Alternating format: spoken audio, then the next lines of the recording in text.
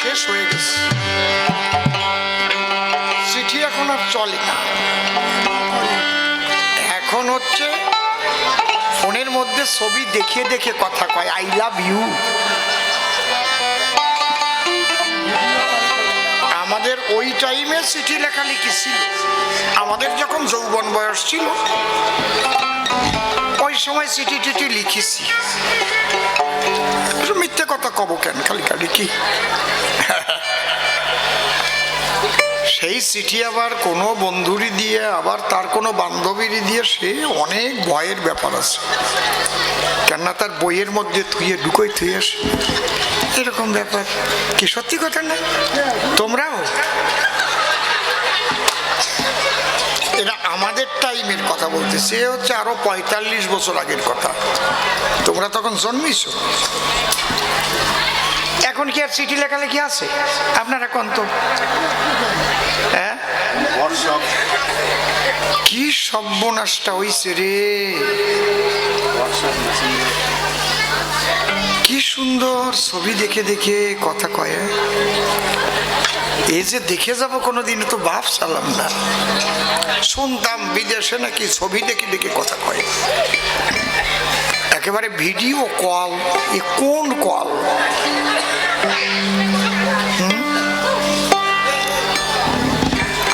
আমি এখানে গান গাচ্ছি, কেউ আবার দেখেন লাইভ দিয়ে দিচ্ছে, একেবারে ওই দুবাই বসে কেউ শুনতেছে। যাক, তবুও চিঠি লেখার টাইম তো একটা ছিল। সেই সময় আমার গুরুদেব চিঠি লেখার গান লিখেছিলেন। তবে তিনি বলতেন যে আমার এই চিঠি কোনো যুবক যুবতীর প্রেমের চিঠি নয়, একটু বেশি আছে, ভলিউমটা একটু বেশি আছে। আমার এই চিঠি জীবাত্মা এবং পরমাত্মার কাছে জীবাত্মার লেখা চিঠি। কি বলছে দেখুন এই চিঠি। হ্যালো হ্যালো, অত কমাবা না, একটু কমবে তো। কি বলছে এই চিঠিতে? কাগজ লাগে না, কালি লাগে না। এই চিঠিরও কাগজ কালি আছে। সে কি? আমি চিঠি লিখি তোমার কাছে, ব্যথার কাজলে বাবা, আশা করি পরাণ বন্ধু তুমি আছো কুশলে। আশা করি পরাণ বন্ধু আছো কুশলে, আশা করি পরাণ বন্ধু আছো কুশলে। প্রথম নিও ভালোবাসা বন্ধু, বুঝিও মোর মনের ভাষা। প্রথম নিও ভালোবাসা, বুঝিও মোর মনের ভাষা। আমার গোপন আশা,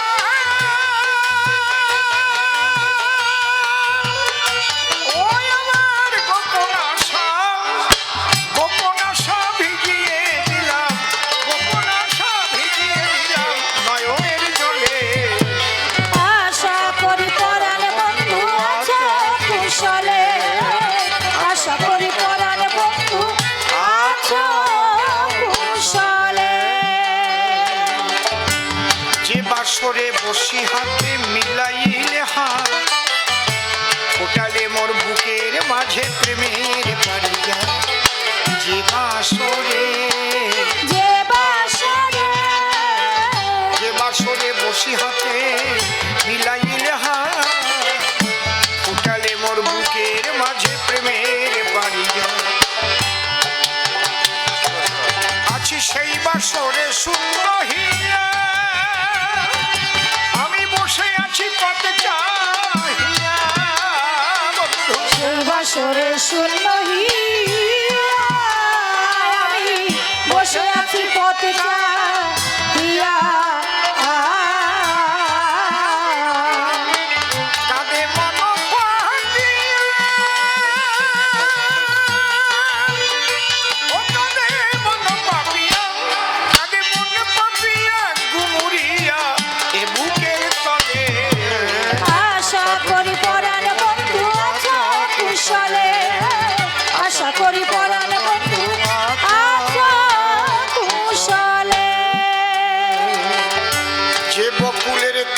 বসে শুনিয়েছিলে বাসি, সে বকুলের মুকুলে নাই গন্ধ আলো হাসি। যে বকুলে, যে বকুলে, যে বকুলের তলে বসে শুনিয়েছিলে বাসি, সে বকুলের মুকুলে নাই গন্ধ আলো হাসি। ছিঁড়ে গেছে গাথা মালা, তাই বুকে জাগে দারুণ জ্বালা। আমার ছিঁড়ে গেছে গাথা মালা, তাইতে বুকে যাবে দারুণ জ্বালা। আমি একলা কাঁদি,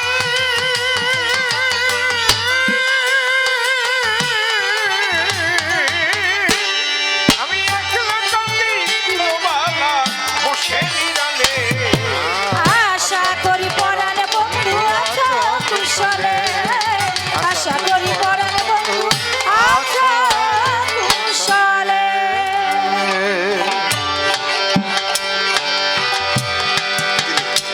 ভুলে যাওয়া, ভুলে যাওয়া পথটি বেয়ে ভুল করে এসে পারো যদি দেখে যেও দিবসের শেষে। একদম প্রাণের আবদার। কি সুন্দর কথা লিখেছে।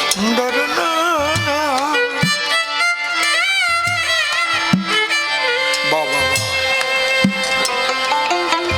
আমার গুরুদেব একটা ছোট্ট গল্প বলতেন। এই চিঠি লিখির গান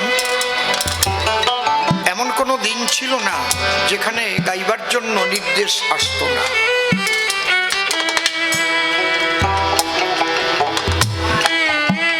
একটা ছেলে সে তার বাবাকে বলছে, বাবা তুমি তো প্রতি হাটে হাটে যাও, ও বাবা আমাকে একদিন হাটে নিয়ে যাবা? বলে চল। বাবার হাত ধরে ছেলে হাটে গেল, কিন্তু জনতার ভিড়ের মধ্যে বাবার হাত থেকে ফসকে গিয়ে ছেলেটা হারিয়ে গেল।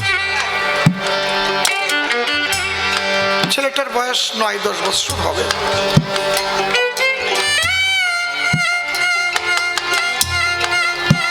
উচ্চস্বরে বাবা বাবা বলে কাঁদছে। বাবা বাবা। এক দোকানদার দেখে তাকে বলছে, ডেকে খোকা কাঁদিস কেন রে? বলে আমার বাবা হারিয়ে গেছে। বলে খোকা তুই খুব বোকা, তোর বাবা হারিয়ে যায়নি রে, তোর বাবার এ হাট চেনা আছে, তুই নূতন এসছিস তো তুই হারিয়ে গেছিস।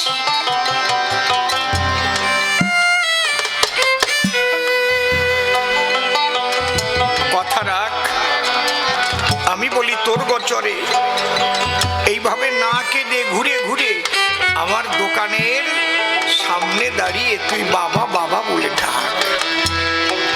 বলছে তোমার দোকানের সামনে দাঁড়িয়ে ডাকলে আমার বাবাকে পাবো? বলে হ্যাঁ পাবি। কেন জানিস?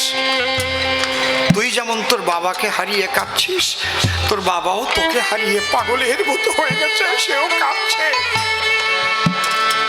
কোনো একটা টাইম ঘুরতে ঘুরতে এসে ঠিক এই আমার দোকানের দ্বারদেশে তোর দেখা পেলে শেষে হাত ধরে গৃহবাসে তোকে নিয়ে করিবে বাবা। খোকা ওই দোকানের সামনে দাঁড়িয়ে দাঁড়িয়ে কাঁদছে, বাবা। আর ওর বাবা পাগলের মতো হয়ে ঘুরছে আর জিজ্ঞেস করছে, হ্যাঁ গো আমার ছেলেটাকে তোমরা দেখেছো? আমার সুবলকে দেখেছো? 10 বছর বয়স তার, একটা হাফ প্যান্ট পরা, নীল গেঞ্জি গায়ে দেওয়া। একজন বলছে হ্যাঁ একটা ছেলে ওই যে কালুর দোকানের সামনে দাঁড়িয়ে দাঁড়িয়ে কাঁদছে বাবা বাবা বলে। বাবা তখন ছুটে গেল, ছেলেকে কোলে নিল, নিয়ে ঘরে ফিরে গিয়েছিল। তাই আমার গুরুদেব বলতেন, আমরা বিশ্বপিতার হাত ধরে এই মায়ার হাটে এসেছিলাম, মাতৃগর্ভে বসে কথা দিয়েছিলাম, হে প্রভু তোমার নাম আমি ভুলবো না। কিন্তু এই মায়ার চাপে পড়ে তার হাত ছেড়ে আমিও হারিয়ে গিয়েছি এই জনতার ভিড়ের ভিতরে। তাই যদি তাকে পেতে হয় ওই দোকানি শ্রীগুরুর চরণকে করে আশ্রয়, ওই চরণ তলে থেকে বাবা বাবা বলে ডেকে এর জলে ভাসলে বাবা এসে নিয়ে চলে যায়।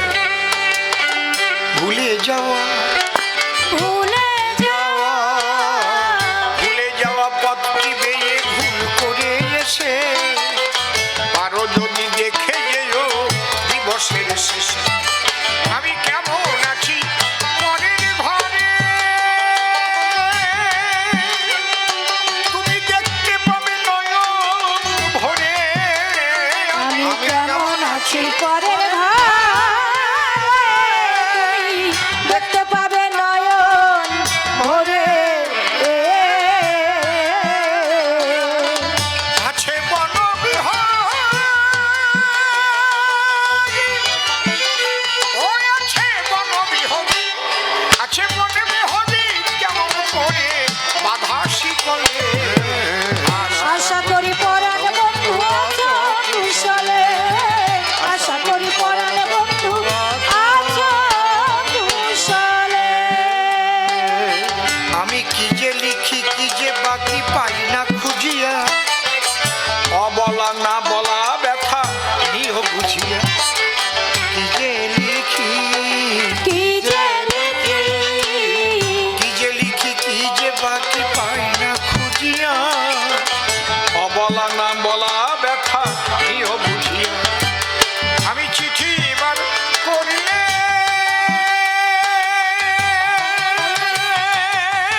মিটি, বন্ধু নিও আমার প্রাণের প্রীতি। আমি চিঠি এবার করলে নি বন্ধু নিও আমার প্রাণের প্রীতি। গুরু রসিক বলে, ও গুরু রসিক বলে, গুরু রসিক বলে শেষ মিনতি চরণ কমলে। আশা করি পরাণ বন্ধু আছো কুশলে, আশা করি পরাণ বন্ধু আছো কুশলে। গানের চিঠি প্রাণের চিঠি পরাণ বন্ধুর নাম, ভাবের ডাকে পাঠিয়েছিল ভালোবাসার খাম। রসিক বাবুর সেই চিঠি তার বন্ধু পেল, হাত ধরে টান দিয়ে তার দেশে নিয়ে গেল।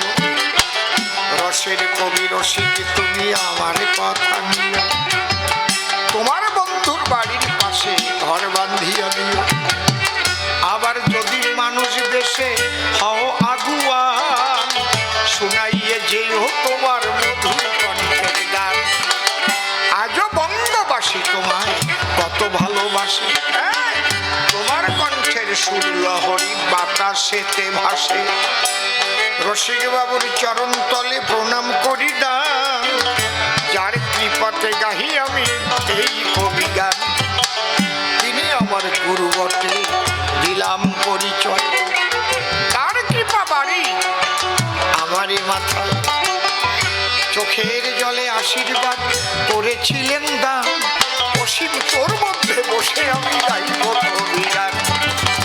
যাক গুরু প্রণাম করে ভূমিকাতে যাই, আপনারা কবি গান শুনতে এসেছেন সবাই। বিশেষ একটা প্রশ্ন আমায় করে গেছে দান, গুরুচাঁদ ঠাকুরকে আবার বাবা বলে কেন? তবে বাবা হওয়ার যোগ্যতা করিলে অর্জন, তাকে বাবা বলতে পারে দেশের জনগণ। সেই যোগ্যতা অর্জন হয় কর্মেরই দ্বারায়। কি কর্ম করলেন গুরুচাঁদ দেব পরিচয়, যার জন্য জয় বাবা গুরুচাঁদ বলে। সেই কথা শুনে যান যত ভক্ত দল। আমাদের সনাতনী শাস্ত্রে পঞ্চপিতা এবং সপ্ত মাতার কথা লেখা। পাঁচজন আমাদের বাবা। আমি যখনই কথা আরম্ভ করলাম ওখান থেকেই তোমার রাগ আরম্ভ হবে। লক্ষ্য রেখো, আমি একদিন বললাম ডিপলি এতে ডুবে যেতে হবে, কিন্তু বারবার একটা কথা বলছি।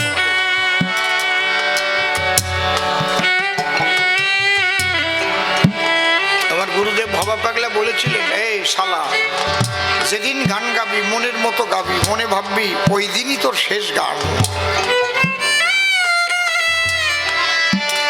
এমনি এমনি এই পর্যন্ত আইসি ভাবো নাকি? তাই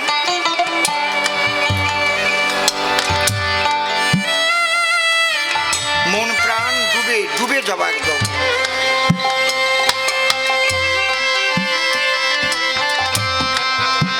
পঞ্চপিতা সপ্তমাতা। পঞ্চপিতা কে কে? যিনি আমার জন্মদাতা তিনি আমার পিতা।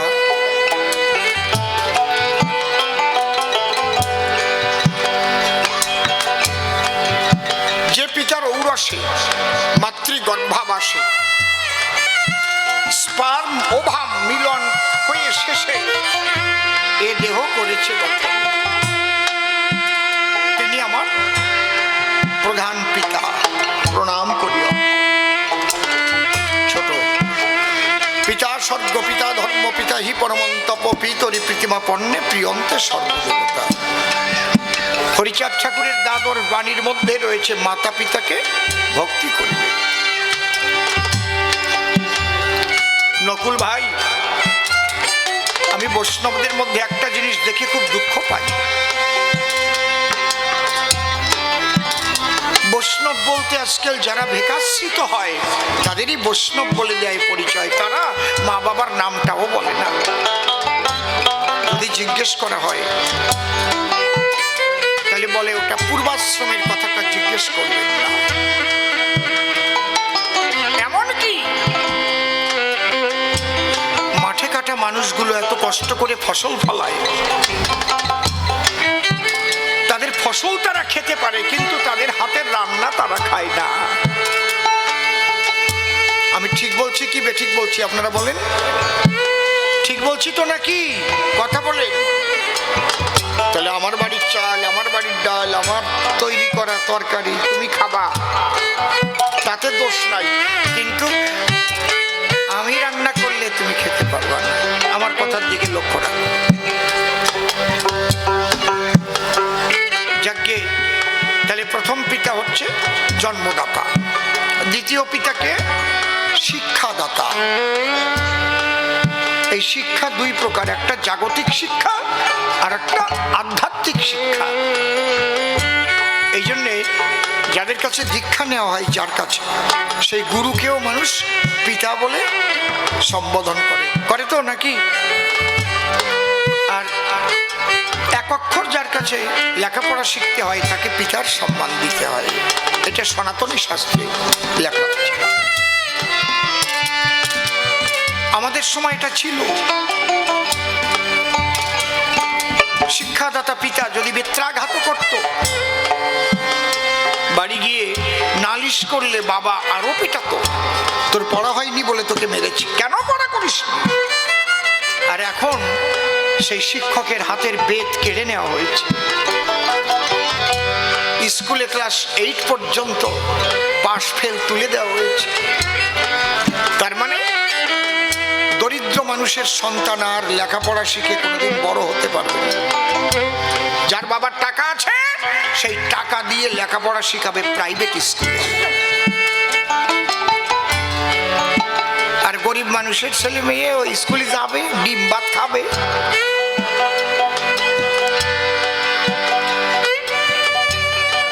পাশ ফেল না থাকলে লেখাপড়া শিখবে কেমন মনে হয়? আগে যে সাবজেক্ট পড়া হতো না ওই ক্লাসে ঢুকতাম না বেতের বাড়ির ভয়ে।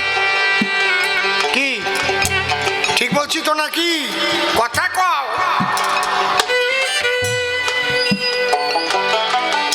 শেষ।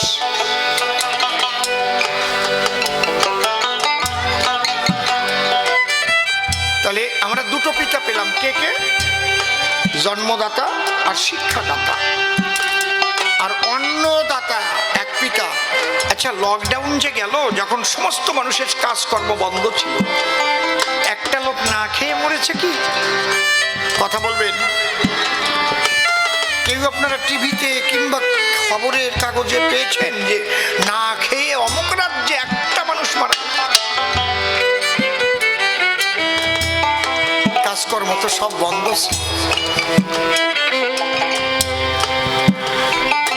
যিনি খাদ্য দিয়ে বাঁচিয়ে রেখেছেন তিনিও পিতৃ সমতুল্য, পিতার সম্মান তিনি পাবেন। তাহলে কয়জন পিতা পেলাম? 3 জন, আরো 2 জন আছে, আশ্রয়দাতা এবং ভয়ত্রাতা। নিরাশ্রয়কে আশ্রয় যদি কেহ দেয়, মনে রাখবেন পিতার সম্মান সেই জনে পায় যে নিরাশ্রয়, তাকে যে আশ্রয় দেয়।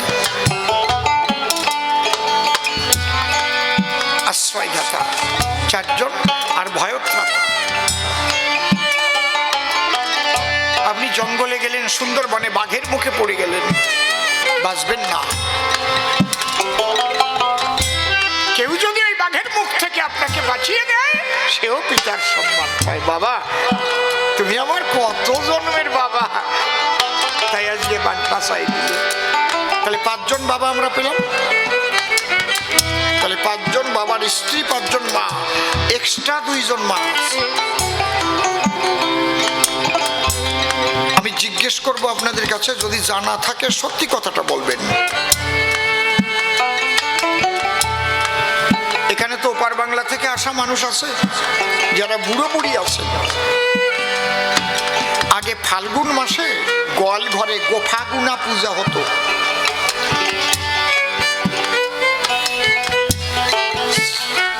আতপ চাল গুঁড়ি করিয়ে তারপরে জল দিয়ে গুলে আবার কলকে দিয়ে গরুর গায়ে সাপ দেওয়া হতো। গোফাগুনা গোয়াল ঘরে গরুর পূজা করা হতো। কারা কারা জানেন একটু হাত তোলেন দেখি। ওর নাম হচ্ছে, আমরা বলতাম গোফাগুনা পূজা, আপনারা কি বলতেন? হ্যাঁ, গোফাগুনাই তো। এখন যদি আমি গরুর পূজার কথা বলি, তাহলে কবেন শালা বিজেপিরে মিলে কি জ্বালায় পড়ছি। ও যে আমার 14 পুরুষ করিয়ে আইছে, এই জন্য আগে আগে কই নেই, আমি আগে সাক্ষী বানিয়ে নিছি। আমি বলদ না। সেই সময় বিজেপি এইসব কেউ ছিল নাকি? এসব কিছু কি আপনারা কি করেন? তাহলে কত শত শত বছর আগের থেকে আমার সমাজের মানুষ তারা গোমাতার পূজা করে এসেছে। আমরা কি গোমাতার পূজা কারো কাছে শিখেছি?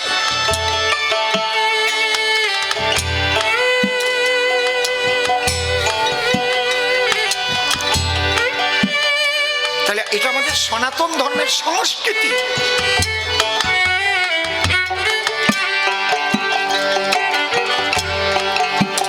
তাহলে 6টা মাতা পেলাম। একটা গোমাতা, আর একটা মাতা আছে যাকে জন্মভূমি কয়। জননী জন্মভূমিশ্চ স্বর্গাদপি গরীয়সী, শাস্ত্রে লেখা রয়। যেখানে আমরা জন্মগ্রহণ করব সেই জন্মভূমি আমার মা। আপনি যদি এখান থেকে আমেরিকায় যান, যদি জিজ্ঞেস করে বাড়ি কোথায়, কোন জায়গার কথা কবেন? শব্দলপুর নাকি পানিখালি? কথা কয় না কেন? আমেরিকায় গেলেন, জিজ্ঞেস করবেন বাড়ি কোথায়, কি বলবেন? কি বলবেন? Right, I am Indian. ওই বাচ্চাটা বোঝে, তাই এরা বোঝে না। তাহলে ভারত হচ্ছে আপনার মা, এই জন্য ভারত মাতা বলা হয়। কারণ এই ভারত মাতা, এটাই আমার জন্মভূমি, এই জন্য বলা হয় ভারত মাতা কি, ভারত মাতা কি, ভারত মাতা কি। বসে আমরা তাকে ছেড়ে দেই না। ভারত মাকে শৃঙ্খল মুক্ত করবার জন্য জীবন দিয়েছে বিনয়, বাদল, দীনেশ, ক্ষুদিরাম, মাতঙ্গিনী হাজরা, মাস্টারদা, সূর্য সেন, তাই নাই? নেতাজি সুভাষচন্দ্র বসু, আহা, কোথায় তারা? তারা এই মায়ের জন্য জীবন দিয়েছে, ভারত মায়ের শৃঙ্খল মুক্ত করবার। আর এখন ভারত মা কি জয় করলি কবে ওই শালা বিজেপি কি জ্বালায় পড়েছি তুমি।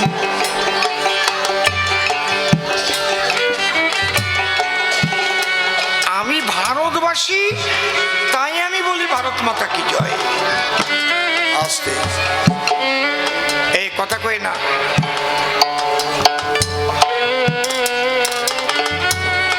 আমাদের 14 পুরুষ পূর্ব থেকে গোমাতার পূজা করি, তাহলে পঞ্চপিতা, সপ্তমাতা। এইবার কথা হচ্ছে গুরু চাঁদ আবার কোন পিতা?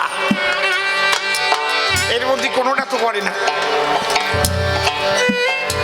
হ্যাঁ, কায়দা আছে। যিনি লেখাপড়া আমাকে শিখান তিনি হচ্ছেন আমার শিক্ষক। তাহলে সনাতন শাস্ত্রে যদি তারে বাবা বলা যায়, তাহলে যে সমাজে 100 জনের মধ্যে 85 জন মানুষের লেখাপড়ার অধিকারী ছিল না, কেন? তারা শূদ্র,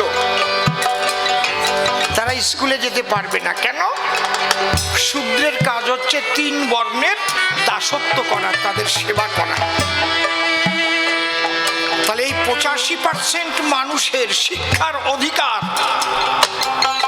তার জন্য লড়াই করে যিনি এদের শিক্ষিত করেছেন, 4500 স্কুল করেছেন, এদের নয়ন খুলে দিয়েছেন, তার নাম বাবা গুরুচাঁদ ঠাকুর। বলো বাবা গুরুচাঁদ প্রেমানন্দে হরি হরি হরি হরি। তুমি শিক্ষার অধিকার পাবা, তারপরে স্কুলে যাবা, তারপরে তো মাস্টার মশাই রে বাবা কবা। এই শিক্ষার অধিকার ছিল না রে ভাই, গুরুচাঁদের আন্দোলনে সেই অধিকার পাই। শুনলে অবাক হয়ে যাবে, গুরুচাঁদ ঠাকুরকে কোনো স্কুলে ভর্তি করতে দেয়নি। কেন? নমশূদ্রের ছেলে বলে কোনো স্কুলে দেয়নি। তারপরে উনি মাদ্রাসায় পড়েছিলেন। এই কথাগুলো শুনে যাও, এদিক ওদিক তাকাও কেন?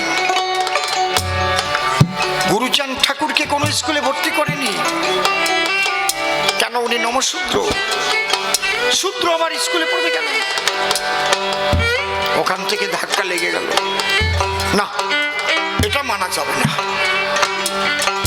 সবাই তো মানুষ, আমরা কর্মে বড় হব, সবার শিক্ষার অধিকার আদায় করে নেব। এই জন্য উনি বিভিন্ন জায়গায় মিটিং করতে লাগলেন এবং বাণী দিতে লাগলেন। এই মেদিনীপুরে এসেছেন মিটিং করতে গুরুচাঁদ ঠাকুর, ঘাটালে। ওই সময় বিরাট কৃষক সভা, তার সভাপতিত্ব করছেন গুরুচাঁদ ঠাকুর। হয়েছিল ক্যালকাটা অ্যালবার্ট হলে। সেখানে কে ছিল উপস্থিত জানেন? নেতাজি সুভাষচন্দ্র বসু।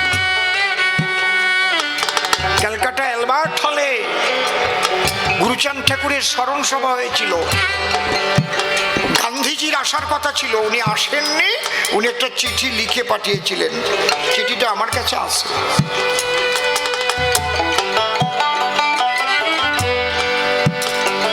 গুরুচাঁদ ঠাকুর বাণী দিতে লাগলেন, কি? যদিও তোরা করিস ভিক্ষা, ছেলে মেয়ে দিবি শিক্ষা।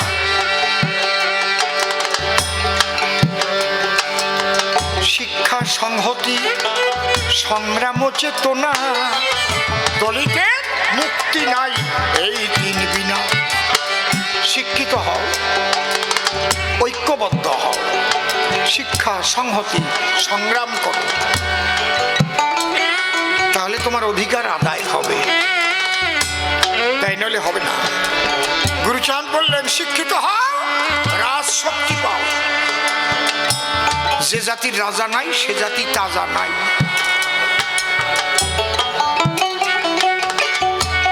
শুধু শুধু বাবা কয় না রে, অনেকে আবার টাকা দিয়ে দিয়ে ঘুষ দিয়েও বাবা ডাক শোনে, এরকম আছে।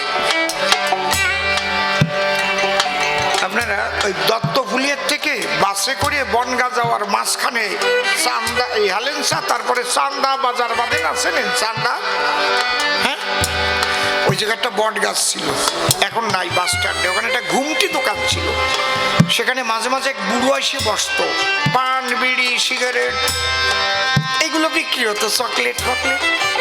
বুড়োর বয়স 80 বছরের কম না। আপনি যদি যাইয়ে খালি কন, দাদু এক প্যাকেট সিগারেট দেন, দেবে না। এই আমি দাদু হবো কেন রে? এই তোর বাবা দাদু, খালি আপনার সিগারেট দেবেই। আপনি খালি যে কবেন, খোকা বাবু আমাকে এক প্যাকেট সিগারেট দিন তো। বাহ, এক প্যাকেট সিগারেট তো দেবে, আর একটা নতুন প্যাকেট ভাঙিয়ে আর একটা সিগারেট আর একটা দেশলাই দেবে, খালি একটু খোকা বাবু কর জন্য। একবার চোখ শুয়ে করছি, মাইরি মিথ্যে কথা না, কায়দা আছে শিওর। বাবা ডাক শুনতে গেলে তার কাজ করতে হয়। Doctor B.R.. আম্বেদকর সাহেবকেও তো বাবা সাহেব বলা হয় কেন? সে সেই বাবা ডাক শোনার মতো কাজ করেছে। চৌদার পুকুর অভিযান করেছে, দলিত পতিত লাঞ্ছিত বঞ্চিত মানুষের অধিকার সে দিয়েছে। এই জন্য বাবা গুরুচাঁদ, আমরা বলি সবাই গুরুচাঁদের নামে জোরে জোরে একটা উলুধ্বনি চাই। বাবা গুরুচাঁদ, বাবা গুরুচাঁদ বলো, পতিতে উদ্ধারিতে গুরুচাঁদ। একটু বুঝাতে পারলাম একটু নাকি? কথা কও না কেন? প্রত্যেক বাড়ির সন্তানদের ভিতরে এইটাকে জাগাবেন, গুরুচাঁদকে। আপনি কৃষ্ণ ভক্ত হয়েছেন, আমার আপত্তি নাই। আপনি রাম ভক্ত হন, আমার আপত্তি নাই। আপনি কালী ভক্ত হন, আমার আপত্তি নাই। কিন্তু আপনি যদি দলিত ঘরের সন্তান হন আর আমার গুরুচাঁদকে সম্মান না দেন, তাহলে আপনাকে আমি বেঈমান বলবো।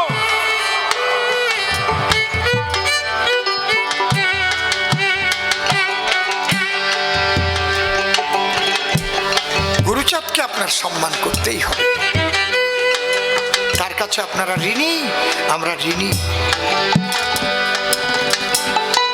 বলে ব্রজবাসীদের তো ছেলে মেয়ে ছিল না, এখন বৃন্দাবনে গেলে ব্রজবাসী নাই। আপনারা কি করেন, বৃন্দাবনে যান নাই কেউ? ব্রজবাসী নাই, তা ওরা কি আকাশের থেকে এসে পড়িছে? ছেলে মেয়ে হয় নাই? কিরে,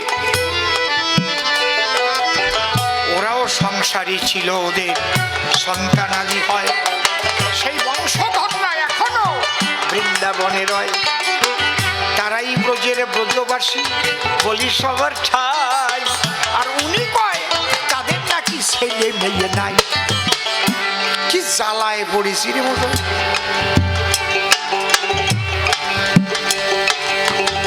গিয়ে দেখো রতনলাল ব্রজবাসী, নিধুবনের পাশ, বিরাট বাড়ি, করি তো সে বাস। রতনলাল ব্রজবাসী নাম বলে দিস, একেবারে নিধুবন লাগা বাড়ি। ওঙ্কারনাথ মুনিমজি ব্রজবাসী, একদম বাকে বিহারী মন্দির, তার পাশে বাড়ি। আসতে এখনো গিয়ে দেখেন বৃন্দাবন, গোকুল, নন্দগ্রাম, যাবট, বর্ষনা, প্রতিটি জায়গায় সেই ব্রজবাসী রয়। তাদের বিশুদ্ধ কৃষ্ণ ভক্তি, আবার ছেলে মেয়ে হয়। তন্ত্র মন্ত্র নাই তাদের, আত্মসমর্পণ, সেবার দ্বারায় এখনো আছে বৃন্দাবন। এখনো বর্ষানা যাবেন আপনারা, দেখবেন ব্রজবাসীরা ঘোল নিয়ে থাকে, ঘোল, ঘোড়া নিয়ে। আ যাইয়ে জামা ঠাপিয়ে পয়সা নেবেন আপনার কাছে। কি প্রেম, কি ভালোবাসা, সে বাচ্চারা ওই রকম। তাই বাচ্চাগুলোকে ওই উপরের থেকে পড়েছে, ছেলে মেয়ে হয় না ওদের। আর ছেলে মেয়ে হলে কি মানুষ নষ্ট হয়ে যায় নাকি? আমার মনে হয় ওনার মা বাবা ছেলে মেয়ে জন্মায় নাই, উনি এমনি এমনি জন্মেছে।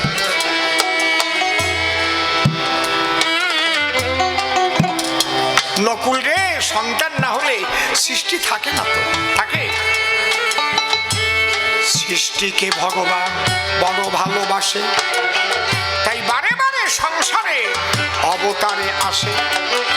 রাম এলো, কৃষ্ণ এলো, শ্রী গৌরাঙ্গ এলো, সব ভগবানের কিন্তু মাতা পিতা ছিল। মায়ের গর্ভে জন্ম নিয়েছে পিতার ঔরসে, সংসার কাননে ভগবানরা আসে। ওনার কথা হচ্ছে বিয়ে টিয়ে করবে না, বউটাও অথবা বউ ছেড়ে চলে যাবে, বাস আনবে নাকি ডাকার ঘরে। রাখ, এই গল্পটা কইয়ে তারপরে গান ছাড়বে।